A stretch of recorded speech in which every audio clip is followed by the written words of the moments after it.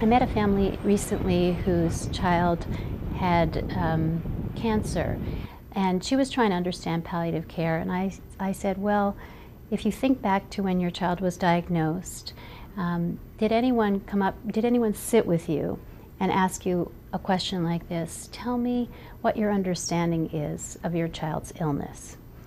And she was like, as a matter of fact, nobody did. And that kind of a beginning to a conversation makes the world of difference.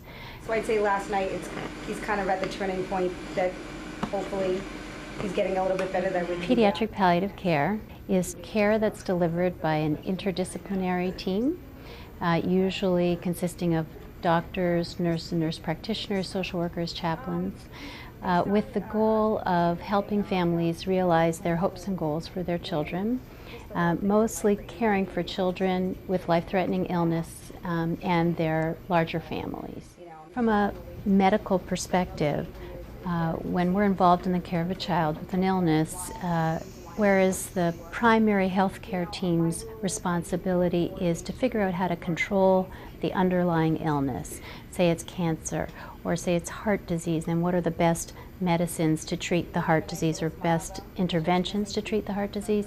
Our responsibility is to think about the whole patient and to understand through conversation what's bothering them the most, what's making them feel, if they're experiencing pain, what the root of the pain is, trying to assess that, and then trying to treat it. So we complement the primary team by bringing to the table a focus on symptoms as opposed to the underlying illness. There is really nothing in the literature about the role of primary care pediatricians. In the ideal situation, a primary care pediatrician should remain involved in the care of a child with a serious illness.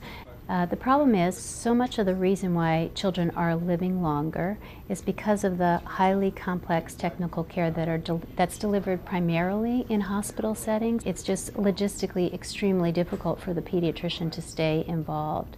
So the separation is problematic, and it's part of the role of a palliative care service to bridge that separation. Our service is primarily supported through a combination of institutional support, and we're very fortunate to have support from both Dana-Farber Cancer Institute and Children's Hospital Boston, and then philanthropic support and grants, with some revenue generated through billing.